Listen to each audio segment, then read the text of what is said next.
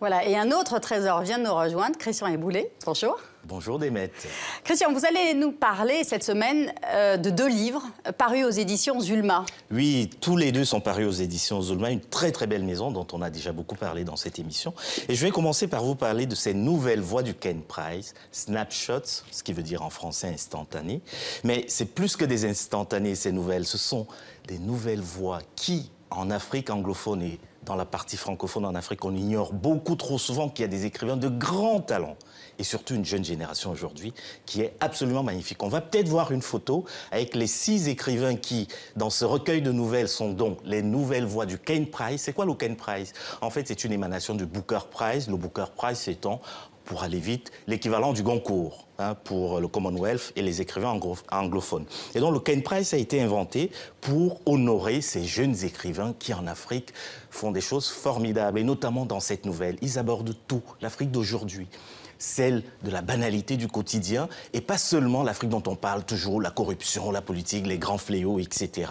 Et c'est savoureux, juste réussi. Donc ça, c'est pour mon Noël à moi. Merci. Ça, c'est pour votre Noël à vous, absolument. J'en profite devant tous les téléspectateurs. Tout à fait. Dans mon sapin. C'est somptueux. Ensuite, il y a Abdourahmane Ouaberi. On oublie trop souvent que Djibouti, ce petit pays, vous savez, d'Afrique de l'Est, niché entre Somalie, Éthiopie, etc., a de grands artistes, produit de très très grands talents. Abdourahmane Ouaberi, c'est un précurseur de la littérature africaine. Il publie ce roman, La Divine Chanson. C'est absolument éblouissant.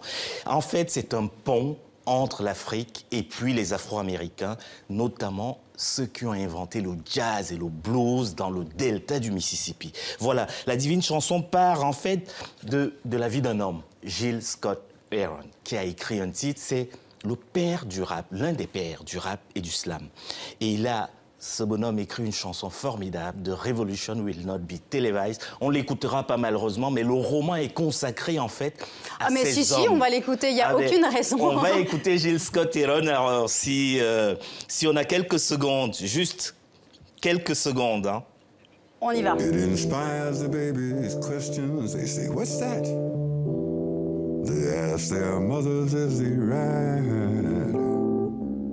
Yeah, but no one stopped to think about the babies or how they would survive.